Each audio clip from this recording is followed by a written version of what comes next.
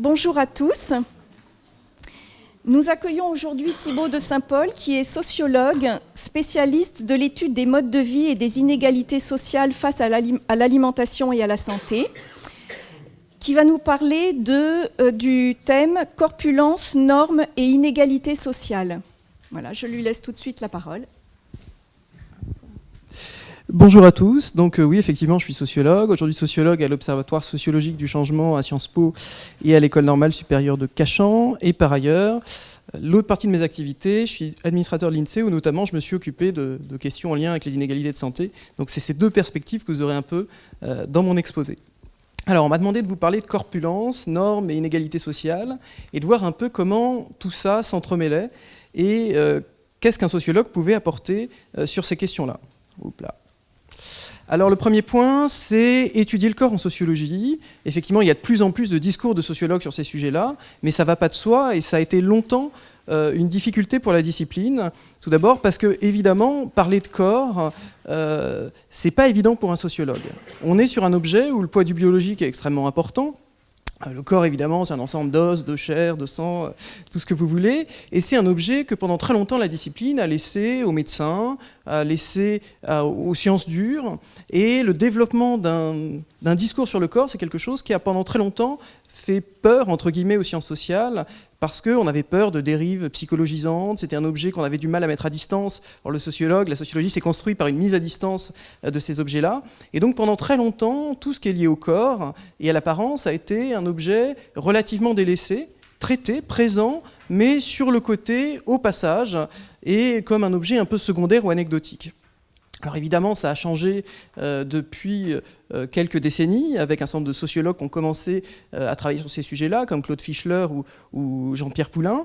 Et évidemment, ce que je vais chercher à vous montrer, c'est que le corps a un rôle absolument central dans nos interactions sociales. Ce qui est facile à comprendre et à avoir en tête, c'est qu'évidemment, tous nos rapports aux autres sont médiatisés pour notre corps, qui va jouer un rôle central dans nos interactions sociales.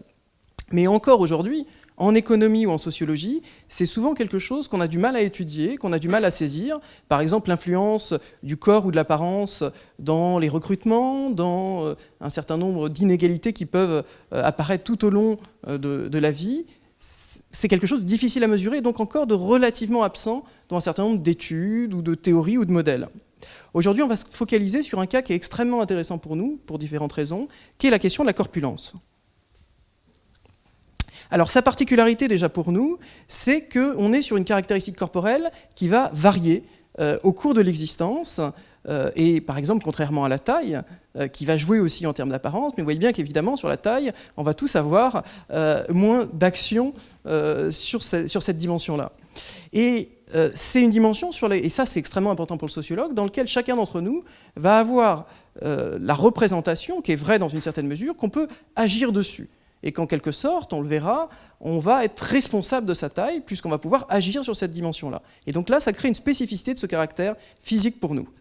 Ensuite, on va croiser différents enjeux, et je reviendrai, qui s'entremêlent dans nos sociétés avec une médicalisation de l'apparence et puis une esthétisation dans l'autre sens de la santé. C'est-à-dire qu'on a des enjeux différents, des enjeux liés à la santé, liés à la maladie que peut représenter l'obésité, notamment quand elle est massive, et puis des questions d'apparence, mon physique, dans mon rapport aux autres. Et on va voir que très souvent dans les discours, dans les comportements, les deux s'entremêlent et on va parfois justifier des choses qui sont liées à l'apparence par des discours de santé ou inversement.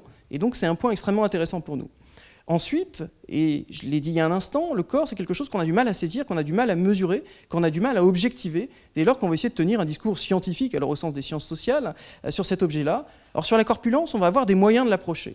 Des moyens de l'approcher qui ne vont pas être parfaits, qui vont avoir un certain nombre de biais ou de limites. Je redirai un mot de l'indice de masse corporelle, mais vous voyez qu'on va avoir des moyens de chercher à objectiver les différences, et sur des dizaines de milliers de personnes, on va pouvoir chercher à faire apparaître des différences, des écarts, voir s'il y a des inégalités, et sur qui elles portent. Et en plus, on a des moyens de mesure, mais des moyens de mesure qui vont être relativement aisés. Dès lors qu'on va se dire, par exemple, je prends l'indice de masse corporelle, ça repose sur le poids et la taille, c'est des informations que la plupart des personnes connaissent. Les spécialistes, mais aussi les non-spécialistes.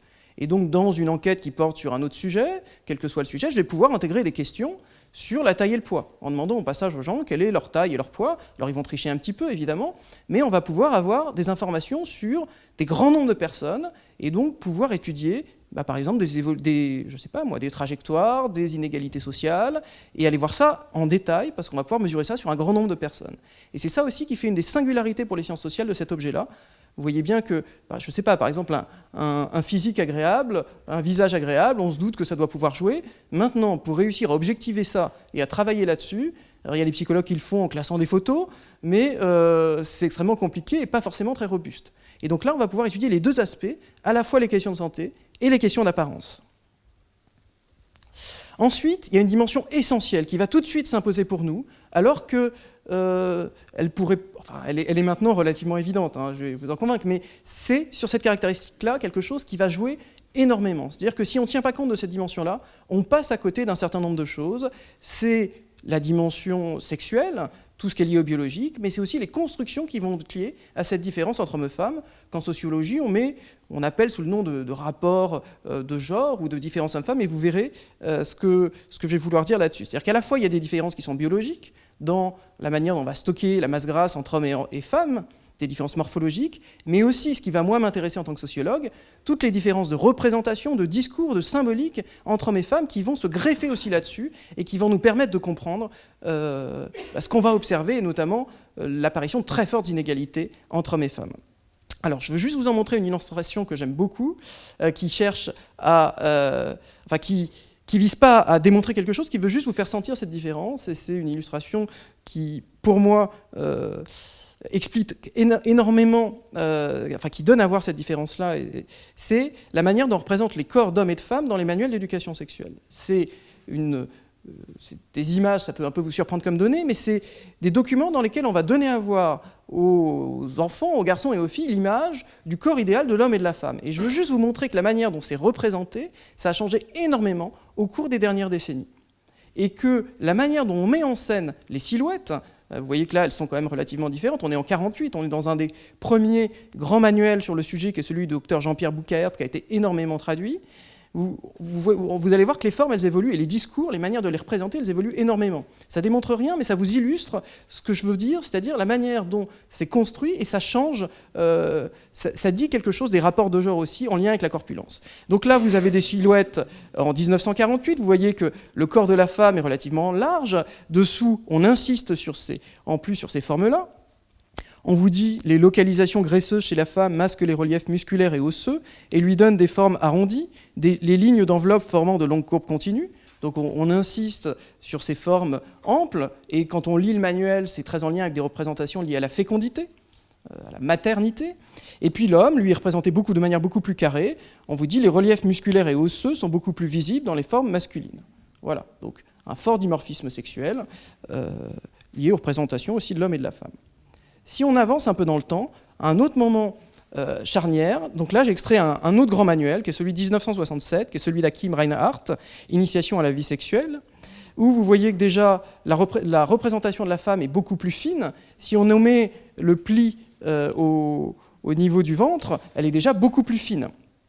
L'homme, lui, toujours, est représenté en rapport avec la force, et les légendes sous les images appuient encore ces représentations-là. Le corps de la femme est rond et gracieux, voilà ce qu'on apprend aux enfants, aux adolescents, et le corps de l'homme est large et musclé. Et vous voyez que là encore, les représentations, elles sont extrêmement... Il y a des choses qui sont liées au corps, mais aussi des choses qui sont liées aux représentations de genre. La femme, elle est représentée dans une pose presque lascive, alors que l'homme, il est sur des barres parallèles. Donc, il y a des choses qui se jouent déjà ici. Et si on avance un petit peu, une image qui a été gardée entre 1998 et 2008 dans l'encyclopédie de la vie sexuelle, de la physiologie et la psychologie pour les 7-9 ans, donc 7-9 ans chez Hachette Jeunesse. Donc là, il s'est passé des choses dans les rapports de genre, les deux sont représentés en mouvement, ils sont représentés à côté, mais vous voyez que la silhouette de la femme, elle est beaucoup plus fine que la manière dont on l'a représentée en 1948. Et si on les met à côté, donc à droite, vous voyez qu'effectivement, entre 1948 et 2008, la silhouette, elle n'a absolument plus rien à voir. Et si on nommait les plis sur la maigreur pathologique et la figure B que je vous ai mis à gauche, vous voyez que finalement, cette femme de 2008, elle est beaucoup plus proche de cette silhouette de la maigreur pathologique représentée en 1948 que de la femme représentée en 1948. C'est juste une illustration, je ne cherche rien à vous démontrer là, c'est juste pour vous montrer que même à l'échelle de quelques décennies, la manière dont on représente le corps de la femme idéale tel qu'on le donne à voir aux enfants dans les manuels d'éducation sexuelle, il a extrêmement changé. Et qu'on voit bien qu'il y a un affinement très fort qui s'est passé dans les représentations et l'image idéale qu'on donnait à voir de la femme. Alors qu'est-ce qu'il faut retenir de ça? Il faut retenir qu'effectivement, les normes changent et que j'ai parlé de la dimension de santé, on verra qu'effectivement dans la dimension de santé, il y a aussi eu des changements et que l'obésité massive a toujours existé, mais qu'il y a eu un petit déplacement et que le seuil à partir duquel on considère qu'on est obèse, il est descendu. Et qu'il y a des gens qu'aujourd'hui on considère obèses avec nos définitions médicales, qu'autrefois on n'aurait pas forcément considéré comme obèse, l'obésité étant plutôt une obésité massive. Sur la question de l'apparence, là aussi on a énormément de changements. On pourrait passer 2 heures à parler rien que de cette question-là, mais si on retrace une histoire des formes idéales, elles ont énormément changé au cours des siècles, et dans les deux sens. Des moments où on valorise une certaine minceur, surtout pour les élites, je ne sais pas moi, l'Antiquité égyptienne, et puis des revirements à certains d'autres moments, et notamment avec des mouvements qu'en tant que sociologue, on va caractériser comme des mouvements de distinction, où on va chercher à chaque fois à se distinguer du reste de la population, et on va donner à valoriser certaines normes qui sont souvent les normes des élites. Et c'est des choses qu'on observe, si on revient 100 ans en arrière, en France on ne valorisait pas l'obésité, mais on pouvait valoriser notamment pour l'homme un certain embonpoint. Et un des romans caractéristiques, qui là aussi pour moi est vraiment un roman à lire qui est fascinant, c'est Le ventre de Paris d'Émile Zola, dans lequel il décrit la société parisienne des Halles au travers de son ventre. Et plus vous montez dans la hiérarchie sociale, plus vous prenez du ventre. Et donc il nous dit, voilà, c'est la bataille des gras et des maigres, à travers l'histoire qui change, etc. Et donc vous voyez, au travers de cette image littéraire, on nous décrit quelque chose qui est déjà un petit peu sociologique, qui est la manière dont on va se représenter le corps en lien avec les positions sociales. Et c'est ce vers quoi je vais aller maintenant. Donc c'est différent selon les époques, mais aussi différent selon les pays. Là encore, aujourd'hui, il suffit de franchir la Méditerranée, d'aller dans un certain nombre de pays d'Afrique noire ou du Maghreb. Vous voyez bien qu'effectivement, pour les formes féminines, on va valoriser plutôt un idéal bien en chair. Et les études anthropologiques nous renseignent en nous disant que c'est plutôt, dans l'ensemble des données qu'on a anthropologiques, cet idéal bien en chair qui est valorisé pour les femmes. Et un idéal de minceur, c'est quelque chose d'assez rare et qui correspond notamment à ce qui se passe dans nos sociétés aujourd'hui. Il y a eu d'autres moments. Mais donc, il ne faut pas oublier que ces normes, c'est des normes qui sont construites socialement et qui évoluent avec le temps. Et que donc, le « je suis trop maigre, trop grosse », c'est lié aux dimensions liées à une époque donnée, à un pays, une sphère culturelle. Le mariage, mais vous le savez sans doute, le mariage traditionnel tunisien tel qu'il se passait, on enferme la fiancée un mois avant le mariage, on la nourrit de galettes au beurre, et si elle n'a pas atteint un certain poids, elle peut être répudiée. C'est ça dans les représentations, avec l'idée que le corps de la femme, il est lié à la fécondité, et il traduit aussi une certaine aisance du ménage. Donc il y a ces choses-là qui jouent aussi dans la corpulence. Et puis l'idée on l'a vu au travers de ces illustrations, le corps il va jouer des rôles différents selon le genre. Et il y a différentes périodes historiques, mais très souvent on va se rendre compte que les normes du corps désirable, les normes esthétiques valorisées, ce n'est pas les mêmes pour les hommes et pour les femmes. Et à chaque fois avec des représentations un petit peu différentes, qui sont liées aux positions des hommes et des femmes, et aussi de là où on va se situer dans la société. Et évidemment, ce qui nous reste, ce sur quoi travaillent les historiens, c'est souvent des représentations des élites et de groupes sociaux valorisés. Et donc effectivement, il y a aussi des différences à l'intérieur de la société. Et ce à quoi je vais arriver, c'est l'idée que le rapport au corps, il va nous apprendre beaucoup de choses sur les rapports entre individus dans la société. Et donc, au travers de l'étude de ces inégalités, par exemple au travers de la corpulence vers lesquelles je vais aller, il y a cette idée qu'on voit des choses sur les rapports entre groupes sociaux dans la société. Alors on va le voir, entre hommes et femmes, et puis entre milieux favorisés, défavorisés, etc. Après, on peut, je ne sais pas, ethnique ou des choses comme ça. Alors, les 3 points que je veux aborder au cours de mon exposé, c'est déjà parler de cette importance de l'apparence et de ce qu'on lit sur le corps et de la manière dont c'est construit. L'importance de la norme corporelle sur l'image qu'on donne à voir, et notamment dans nos sociétés contemporaines. Un deuxième point qui est important, qui est un peu plus aride, mais qui est vraiment un point important et sur lequel on ne s'arrête pas souvent, c'est l'importance de la mesure. Et la manière dont la mesure va jouer sur les normes et sur les chiffres qu'on va reprendre par exemple. Et ça, c'est un point extrêmement important pour les sociologues. Et le troisième point, c'est la question des inégalités sociales, et voir notamment que ces inégalités sociales, elles n'ont rien à voir pour les hommes et pour les femmes. Et qu'elles sont beaucoup plus fortes pour les femmes que pour les hommes en France, notamment. Donc, ce qu'on lit sur les corps, l'importance de la norme corporelle. Alors le premier point, c'est cette idée de l'apparence et de l'extérieur. Et là, c'est un point extrêmement important qui est très ancré dans nos représentations, c'est cette idée que l'extérieur de notre corps, il dévoilerait quelque chose sur ce qu'on a à l'intérieur. C'est l'idée que traditionnellement, si on remonte dans les périodes historiques, je ne sais pas, en France, on voit à différentes périodes charnières, et cette idée toujours présente, que le corps, il est perçu comme reflet de l'âme et de la moralité. On va le trouver avec des perceptions, dans des discours plus religieux. On va le trouver par exemple au XIXe siècle dans des discours médicaux, avec un docteur qui est célèbre à l'époque, qui s'appelle le docteur Sid, qui dit qu'on ne saurait que bénir la nature prévoyante d'avoir fait le bon beau et le méchant amoral hideux. Cette idée-là, c'est l'idée que si votre physique est agréable, vous êtes bon à l'intérieur. Et si vous n'êtes pas bon, ça se voit à l'extérieur. D'accord ?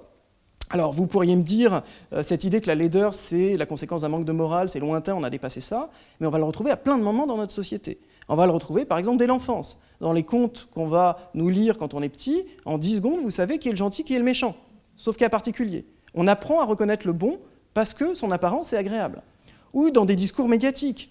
C'est frappant, il y a des tas d'exemples, mais je ne sais pas, dans les discours médiatiques qu'il y a eu sur les manifestations pour le mariage pour tous, par exemple, vous aviez des gens qui disaient « Regardez ces manifestants, ils sont tous moches, ils ont tous des têtes bizarres, ça témoigne du fait qu'ils sont amoureux » ou des choses comme ça. Donc vous voyez, c'est des choses qui sont présentes à plein de moments dans notre société avec cette idée que notre apparence, elle dit des choses sur qui on est à l'intérieur.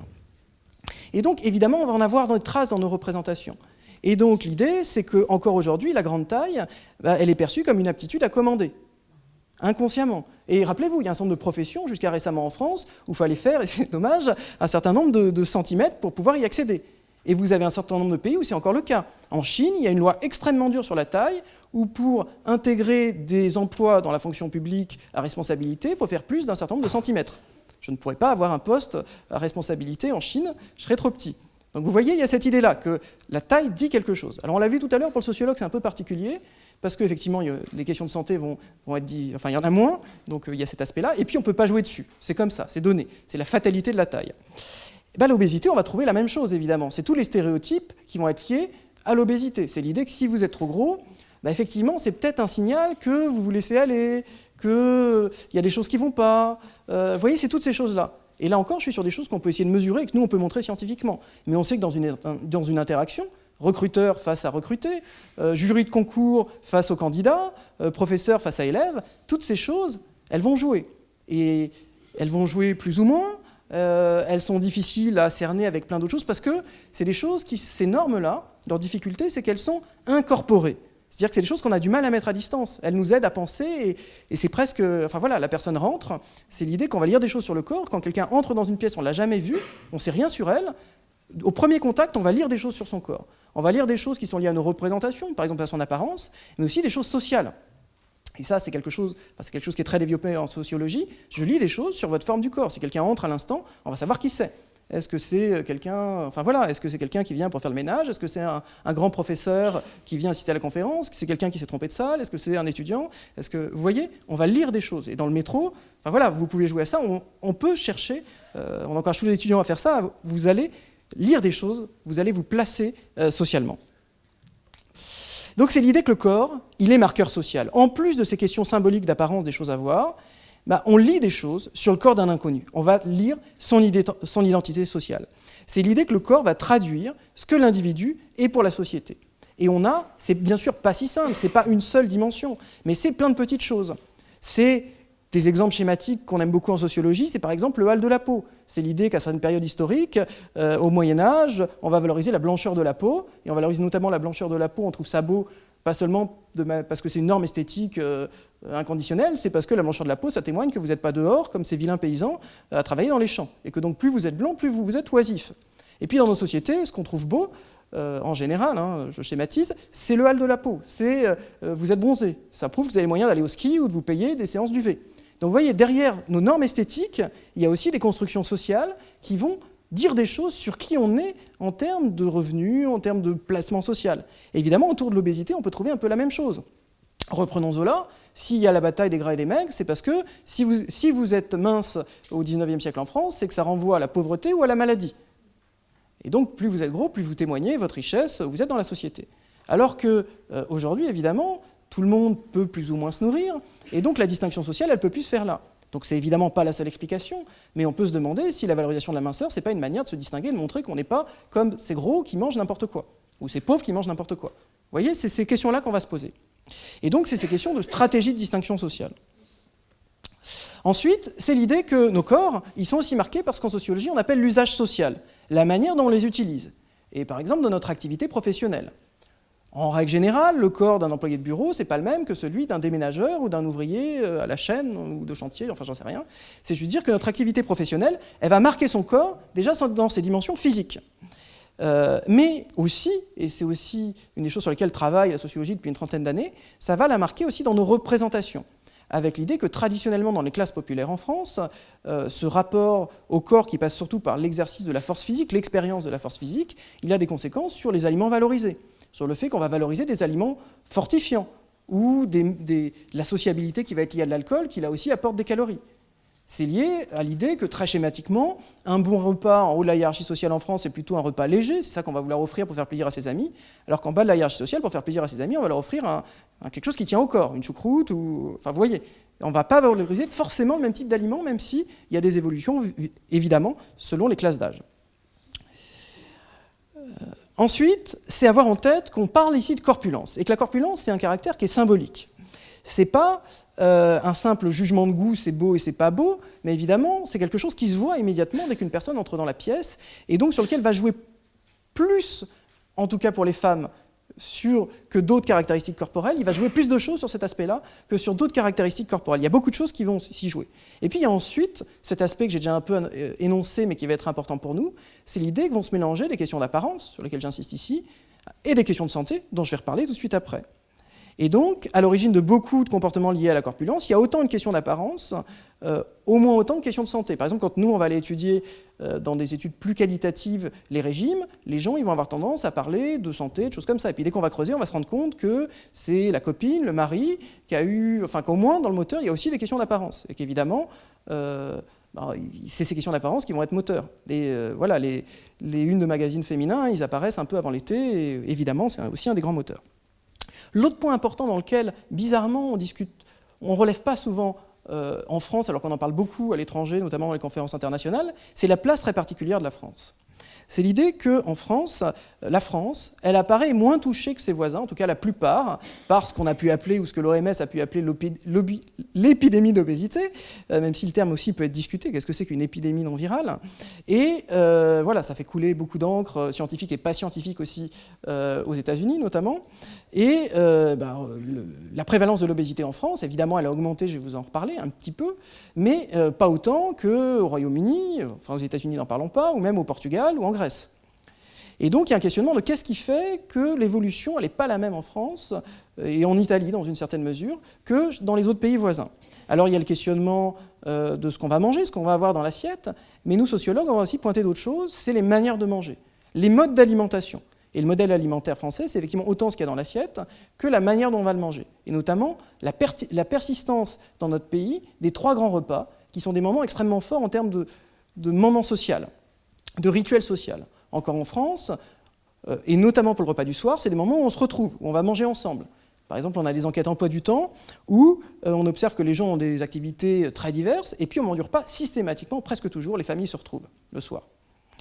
Voilà. Et là, par exemple, je vous ai mis un graphique. La courbe noire et grise. Bon, la courbe noire, c'est ce qui se passe en France en 2010. La grise, ce qui se passait en 86. Et la rouge, si vous la voyez, c'est les États-Unis. Horizontalement, vous avez les heures de la journée, entre 0h et 23h. Et ce que ça représente donc en ordonnée, c'est le pourcentage de personnes qui mangent. Et donc, vous voyez sur la courbe noire en France qu'il y a 3 grands moments alimentaires. Et que le matin, c'est plus diffus, que tout le monde ne prend pas un petit déjeuner, que le midi, systématiquement, parce que notamment c'est contraint par l'activité professionnelle dans un certain nombre de cas, on mange tout systématiquement au même moment, et puis le soir, il y a à nouveau un grand pic, où les Français vont manger au même moment. Et ça, c'est quelque chose de très fort qu'on retrouve dans assez peu de pays par le monde, et des pays, justement, dans lesquels l'alimentation a une place très particulière, très codifiée, des pays où souvent il y a une gastronomie, comme au Japon, un petit peu en Italie. Enfin, c'est des pays particuliers dans lesquels il y a un modèle à interroger sociologiquement. Et la courbe rouge, c'est ce qui se passe aux États-Unis. Et donc vous voyez, par exemple aux États-Unis, on ne trouve pas vraiment ces pics-là.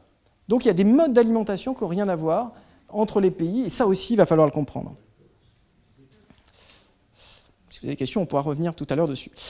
L'autre point important, c'est évidemment la différence entre genre et satisfaction pondérale. Donc là, un premier résultat dont je veux partir qui ne vous surprendra sûrement pas, ce graphique qui montre la manière dont les personnes jugent leur poids, et vous avez évidemment une plus forte satisfaction des hommes de leur poids. Alors que si on applique les normes de l'Organisation mondiale de la santé, 25 surpoids, 30 obésité, on a en moyenne plus d'hommes qui sont dans des catégories qui posent problème, même si on a plus de femmes aux extrêmes maintenant, désormais. Et donc, vous voyez, on va avoir plus de la moitié des femmes qui vont trouver leur poids trop élevé. Et donc, ce qu'on va vouloir chercher à comprendre, nous sociologues, c'est pourquoi, qu'est-ce qui se passe et qu'est-ce qui est en jeu, qu'est-ce qui fait aujourd'hui qu'il y a cette pression particulière sur le jugement du poids des femmes. Alors, juste ici, je me suis permis un petit instrument statistique, mais qui est intéressant pour nous. C'est juste la probabilité de ne pas être satisfait de son poids. Ça se lit simplement pour ceux d'entre vous qui sont moins familiers. Le 7,7, il veut dire que chez les hommes, on a 7,7 fois plus de risques de ne pas être satisfait de son poids par rapport à quelqu'un qui est dans une classe de corpulence normale.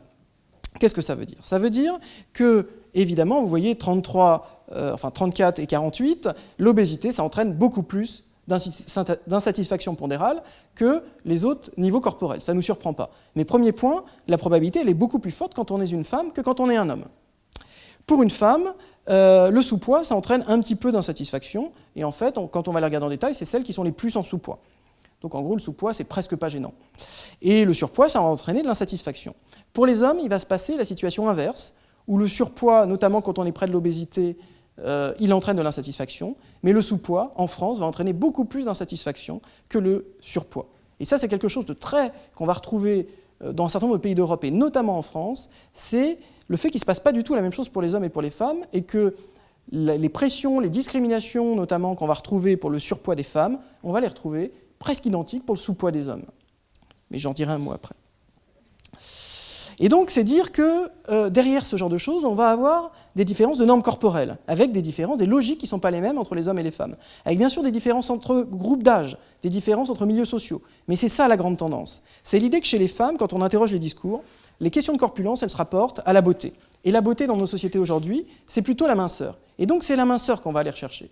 Et donc, par exemple, quand on fait des enquêtes statistiques, qu'on demande aux gens de nous déclarer leur poids, on observe que les femmes, systématiquement, elles ont tendance plutôt à s'enlever des kilos. Alors que chez les hommes, quand on va comparer ce qu'ils nous ont déclaré avec la mesure, presque systématiquement, sauf les plus obèses, ils se rajoutent des kilos. Et ils se rajoutent des kilos, pourquoi? Parce que chez les hommes, à côté de la beauté, au travers de la corpulence, on va avoir une autre caractéristique forte dans nos sociétés, qui est celle de la force. Et la force, elle va très bien avec un certain surpoids, surtout dans les milieux populaires. Et donc, dans les milieux populaires, ce qu'on va valoriser, quand on... Allez, il y a, par exemple, en sociologie, il y a des études un peu discutables, mais amusantes sur les petites annonces. On va voir que sur les petites annonces, on recherche un homme qui est fort, systématiquement, ou généralement. Là, je suis dans les grandes tendances. Et donc, vous voyez, cette force, elle va avec un certain surpoids, alors qu'à l'inverse, la situation du gringalet qui est en sous-poids, elle va être, elle, discriminée dans un certain nombre de cas. Il y a des différences urbain-rural, il y a des différences entre les groupes sociaux, mais on ne va pas avoir le même rapport à la corpulence des hommes et des femmes. Et ça va avoir des conséquences sur les pratiques. Quand on fait des études dans les salles de sport, les femmes, quand on a des pratiques de sport en rapport avec le poids, on va être dans une volonté de perdre du poids. Alors que chez les hommes, on va être plutôt dans une volonté de gagner du poids, de gagner du muscle. Et donc c'est ce genre de lignes de partage qu'on va observer et qui vont nous aider à comprendre aussi les différences qu'on va avoir en termes d'inégalité sociale. Et ça va être en lien avec le petit point que j'ai annoncé sur lequel je voulais absolument parler, c'est la question de la mesure pour comprendre la corpulence en lien avec les normes. Alors ça, c'est un petit peu ce que j'ai dit avant, c'est juste pour avoir en tête, c'est avoir en tête que quand on fait des enquêtes, la plupart des chiffres qu'on vous donne, c'est des déclarations. Je ne sais pas vous, mais moi, quand on me demande ma taille, je triche un peu. Et donc la plupart des personnes, quand on leur demande dans des enquêtes, ils vont tricher un peu. Et ça a des conséquences sur la mesure. Et souvent, on voit des gens qui s'écharpent sur le pourcentage de personnes obèses, qu'on appelle la prévalence de l'obésité, en disant c'est 13, c'est 15, c'est 16, c'est 12. Et en fait, en pratique, on ne sait pas vraiment. On ne sait pas vraiment parce que les gens trichent. Et là, c'est des chiffres qui commencent à être un peu anciens, mais pour vous montrer, c'est une opération qu'on a fait qu'une fois en France, c'est l'enquête santé de l'INSEE, l'enquête décennale, où on a demandé aux gens volontaires, après avoir été interrogés, de passer un examen de santé. Et donc, on a pu comparer leurs déclarations avec les vraies mesures. Et comme je vous le disais, on observe que les hommes, ils trichent plutôt sur leur taille, les femmes sur leur poids, que les femmes, elles s'enlèvent plutôt des centimètres sur leur taille, surtout les plus grandes, les hommes, ils se rajoutent des centimètres, surtout les plus petits. Vous voyez, on retrouve les normes sociales. Et sur le poids, comme je le disais, les femmes ont plutôt tendance à s'enlever des kilos et les hommes à s'en rajouter. Et donc ça a des conséquences sur l'IMC, et ça a des conséquences sur la manière dont on va cerner le pourcentage d'obèses. Et vous voyez ici qu'en 2003, on était autour de 10% d'obèses en France. Si on prend en compte les mesures, alors ce n'est pas représentatif, c'est les volontaires. Donc il y a peut-être un biais, c'est pour ça que... Mais ça montre juste une tendance. On passe de 10% d'obèses à 14% d'obèses en France. Donc vous voyez, il faut avoir en tête qu'il y a un écart, que les débats autour des chiffres, ce n'est pas tant ça qui compte, il faut avoir en tête que les déclarations, elles biaisent un petit peu. Voilà. Et donc, évidemment, les normes dont j'ai parlé, elles jouent sur les mesures, puisqu'on va tricher un petit peu dans le sens des normes qui sont valorisées. Donc la mesure et le rôle, la mesure de la corpulence et son influence sur les normes. Donc ça, c'est un point important, c'est l'importance de questionner nos instruments de mesure quand on va les utiliser, notamment dans nos travaux scientifiques. La manière dont on étudie un phénomène, c'est pas neutre sur ce qu'on va pouvoir en dire, et on oublie parfois de pointer cet aspect-là. Un exemple, mais je vais le détailler, lorsque l'Organisation mondiale de la santé fait son rapport sur l'obésité en 1998, elle va notamment dire c'est l'indice de masse corporelle qu'il faut utiliser partout dans le monde, et c'est les seuils, dont je vais vous reparler, qu'il faut utiliser. Et lorsqu'on va déplacer la frontière du surpoids de 27, en fait il y avait des seuils différents pour les hommes et pour les femmes, 27,3 et 27,8, à 25 kg, en une nuit, vous avez 35 millions d'Américains qui deviennent en surpoids. Donc vous voyez, c'est l'importance de ces chiffres, de ces normes statistiques, médicales, entre les stats et le médical, pour ce dont on va parler après. Et justement, ça va biaiser ce qu'on va observer. Donc il faut l'avoir en tête. On est obligé de faire des choix. Ce n'est pas absurde, mais ça a des conséquences sur ce qu'on observe et il ne faut pas l'oublier. Donc on a différents outils pour approcher la corpulence, mais ça vous le savez sans doute, des outils anthropologiques comme l'épaisseur des plis cutanés, l'impédancemétrie bioélectrique, c'est votre balance, elle fait peut-être ça, on fait parcourir un courant électrique dans votre corps et on donne la masse grasse. Il y a tout ce qui est rayon X, évidemment c'est des outils qui sont adaptés au diagnostic médical, mais quand on fait une enquête sur 10 000 personnes, on ne va pas utiliser ces instruments-là. Donc on va utiliser des indices taille-poids. Des indices taille-poids, il en existe depuis longtemps, et beaucoup. Et si on revient à l'origine, par exemple, c'est notamment la formule de Broca qui était utilisée pour avoir un poids idéal, mais un poids idéal pas pour des questions d'apparence, mais surtout pour pouvoir doser ce qu'on allait vous donner comme médicament, pour aller vite. Et c'est important parce que cette formule de Broca, qui est en gros votre poids idéal, c'est votre taille moins 100, elle est restée très présente dans nos représentations. Quand on interroge les gens, ils vous disent « Oh, je fais 1m70, si j'enlève 100... » Voilà, je suis autour de 70 kg, c'est pas si mal. Donc ça a resté, et évidemment, cette formule, elle marche très mal pour les deux extrêmes, c'est évident. Et puis, il y en a eu d'autres qui ont été développées. Il y avait la formule de Lorentz, avec une formule différente pour les hommes et pour les femmes, qui était extrêmement utilisée avant que s'impose l'indice de masse corporelle. La formule de Krefft qui tenait compte de l'âge, la formule de Bernhardt qui tenait compte du tour de poitrine, en disant, il y a la taille et le poids, mais le tour de poitrine, c'est un peu ce qu'on essaie de faire aujourd'hui quand on mesure le tour de ventre ou le ratio taille-hanche. Et puis vous aviez la formule de Monro-Dumaine en disant, le poids des os, ça compte, et donc on va mesurer la circonférence de votre poignet. Donc plein de formules qui disaient, voilà, donnez-moi des indicateurs, je vais vous donner votre poids idéal. L'indice de masse corporelle, c'est une autre approche. C'est une approche dans laquelle on va, à partir de la taille et du poids, créer une variable quantitative et qu'on va comparer à des seuils. Alors bon, si on avait le temps, on pourrait remonter à Adolf Kettler, qui est un peu l'ancêtre de tous les statisticiens, qui lui observe justement cette corrélation. Et c'est un instrument qui est extrêmement utilisé aujourd'hui. L'Organisation mondiale de la santé a réussi son pari, et qui était cette idée de réussir à comparer ce qu'on faisait partout dans le monde, alors qu'on utilisait tous des formules différentes, et avec des seuils, les mêmes partout, pour pouvoir comparer statistiquement des populations. Et en ça, c'était intelligent, ils ont réussi. Et ces seuils sont utilisés aujourd'hui dans la plupart des travaux, en sociologie, en médecine, en nutrition, en psychologie, en économie. Le problème, c'est que s'ils sont pratiques, ils ont des biais. Donc ça, c'est pour ceux d'entre vous qui n'auraient pas l'habitude de cet instrument, mais je pense que, voilà, vous voyez tous, on neutralise l'effet de la taille, en quelque sorte, c'est une table de corpulence. Vous voyez que pour un IMC de 17, ça peut être une taille d'1m55 et un poids de 40 kg, mais ça peut être une taille d'1m80 et de 60 kg. Ça donne à voir un petit peu ce qui se passe et ce que représente l'IMC. Alors, les limites de l'IMC, j'insiste, et on commence à les avoir en tête de plus en plus, c'est cette idée que déjà, c'est insuffisant pour caractériser la silhouette et la répartition de la masse grasse dans l'organisme. C'est schématiquement, mais ça vous le savez sans doute, la forme en poire plutôt féminine avec une prise de poids au niveau des hanches et du fessier, enfin des cuisses, du haut des cuisses, et la forme en pomme avec une prise de poids au niveau du ventre. Évidemment, ça, en termes de santé, c'est pas la même chose. On sait que la masse grasse au niveau abdominal, elle est plus mauvaise qu'au niveau des hanches et du fessier. Et puis en termes d'apparence, c'est évidemment pas la même chose d'avoir une prise de poids au niveau du ventre ou du fessier.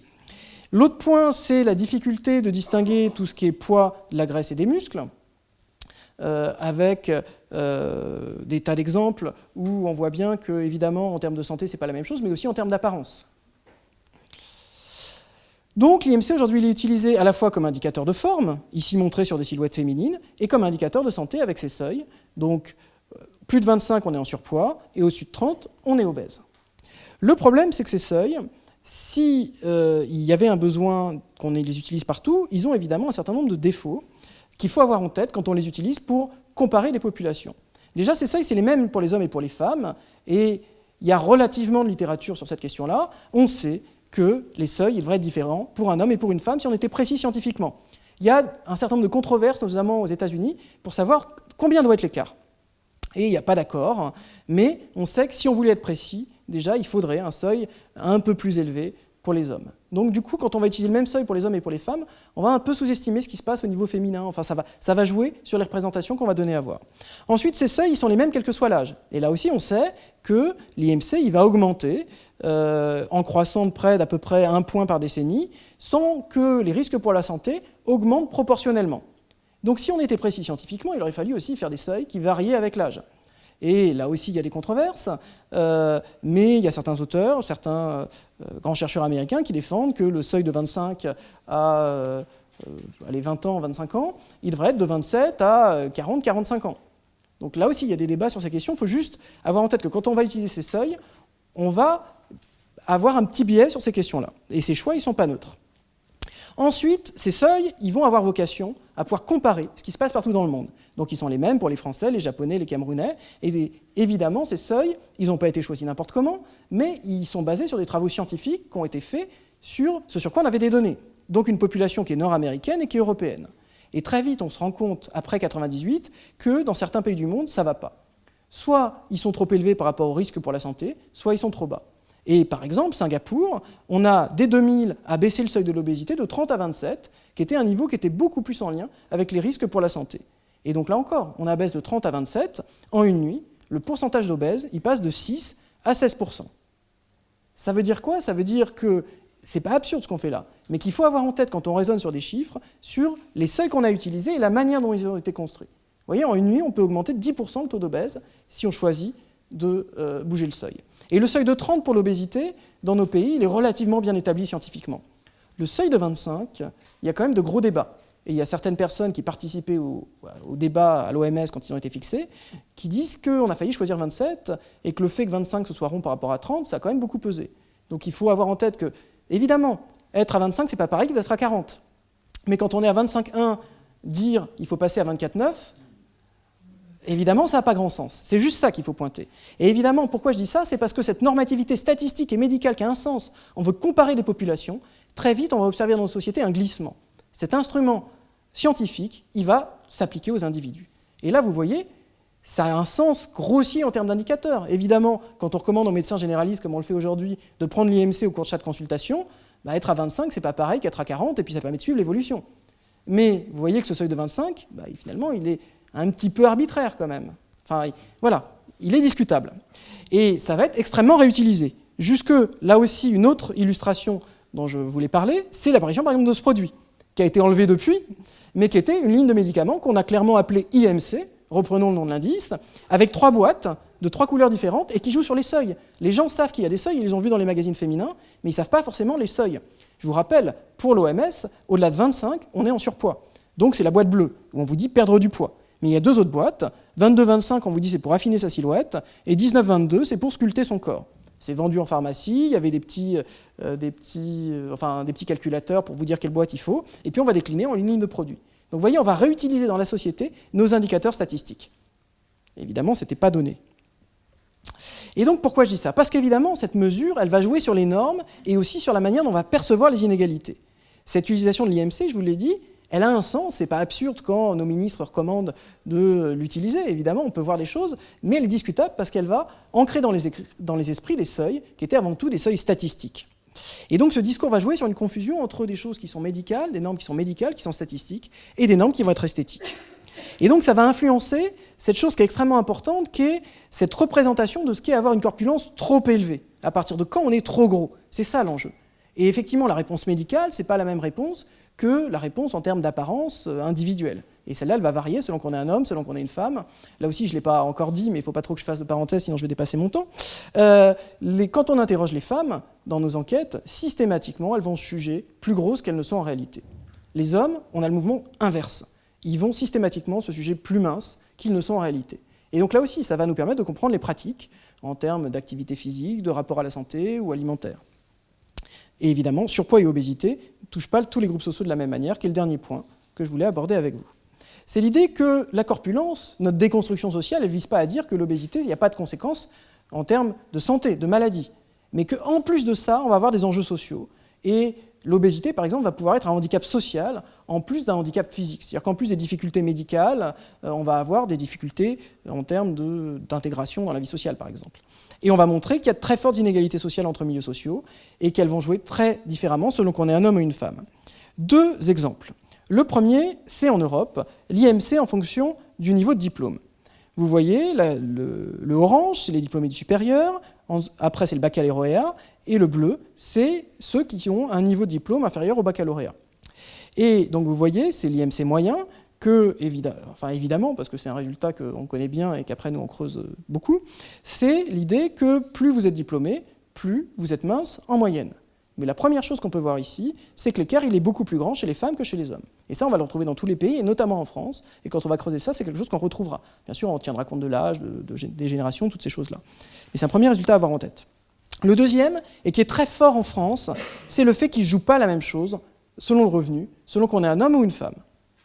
C'est l'idée que là, j'ai mis des quartiles de revenus. Donc, des quartiles, on coupe en 4 parts égales la population. Le quatrième, c'est les 25% qui ont les revenus les plus élevés. Et le 1, c'est les 25% qui ont les revenus les plus faibles. Là encore, je vous ai mis les MC moyens.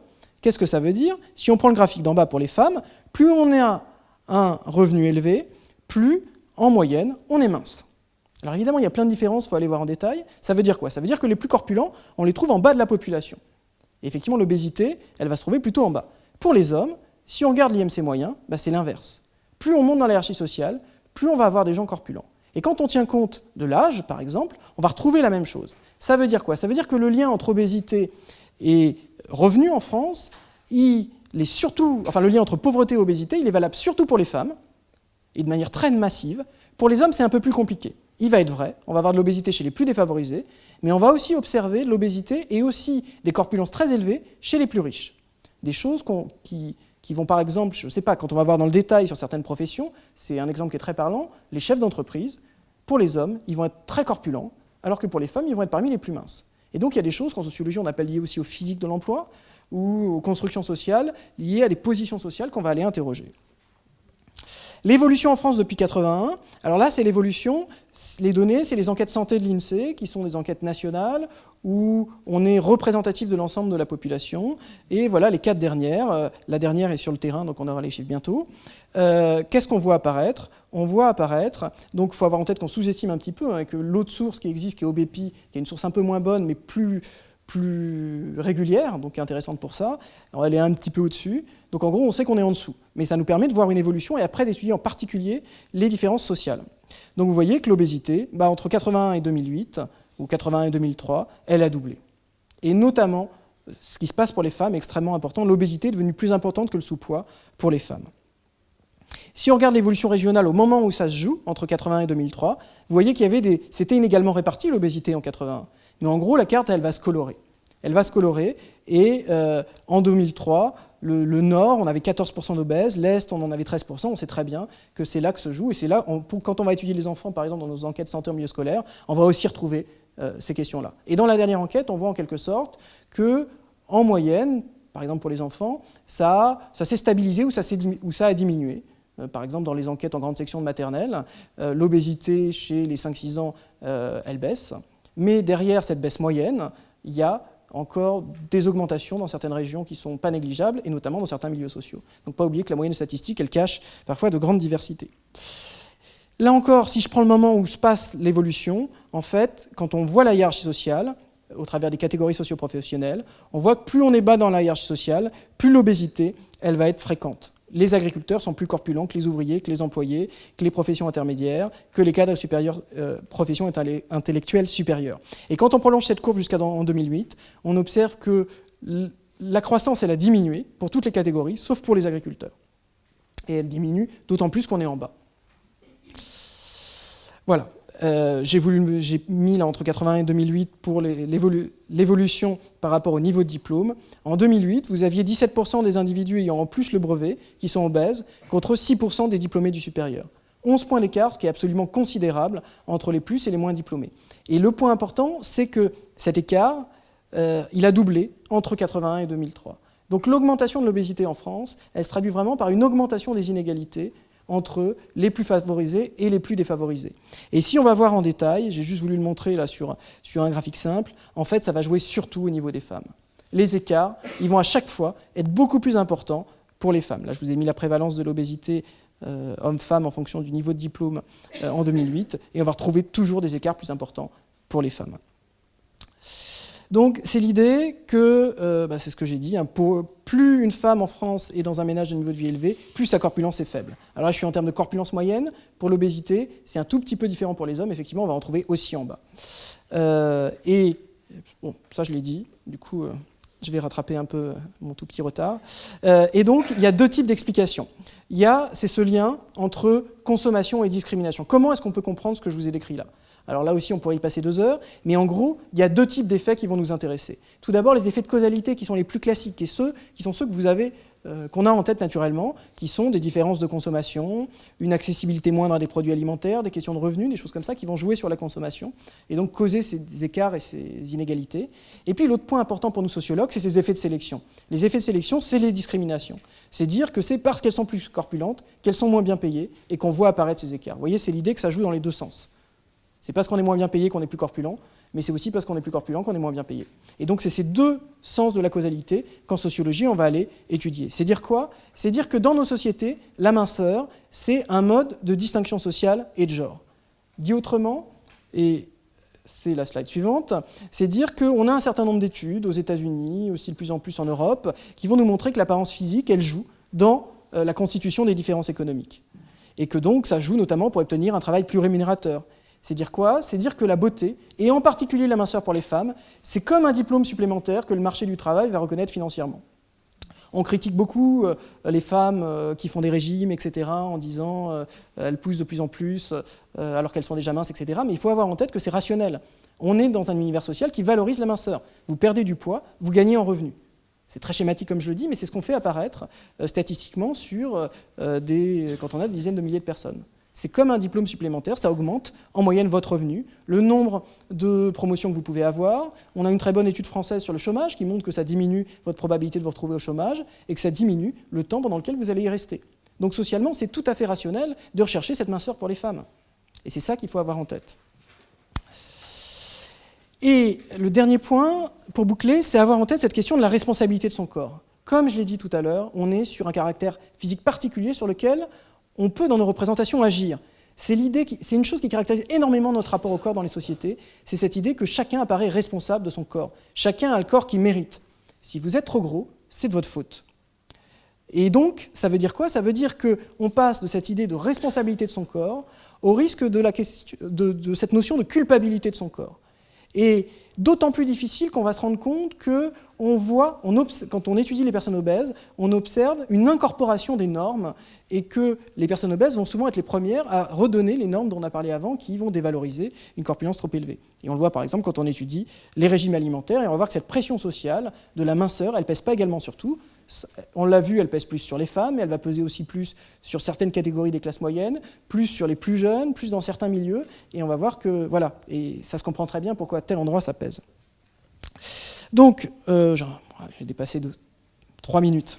Donc la conclusion, c'est l'idée que, bien loin d'être seulement biologique, on a des différences corporelles qui vont recouvrer de véritables inégalités sociales qui sont importantes et qui pèsent aujourd'hui en France. Et qui sont d'autant plus importantes que, on le sait, c'est le problème des politiques publiques. Quand on fait des politiques publiques, on ne touche pas tout le monde de la même manière et il y a un risque d'accroître les inégalités sociales. Il y a un risque que nos messages soient mieux compris en haut de la hiérarchie sociale qu'en bas, qu'on améliore un peu la situation de tout le monde, mais qu'on améliore plus en haut qu'en bas, et que du coup l'écart il s'accroisse. Donc ça fait partie des questions qu'on doit prendre aussi en compte. La question, c'est l'idée que la corpulence, elle n'est pas neutre. Il y a un poids des apparences qui va jouer dans tous les univers de notre vie sociale, et que les inégalités de corpulence en termes de hiérarchie sociale, elles se doublent d'un effet de genre, homme-femme. Et voilà, le dernier point important, c'est le phénomène de responsabilisation de son corps qui est extrêmement fort, et qui va peser sur les comportements, et notamment les comportements de corpulence. Voilà. Merci.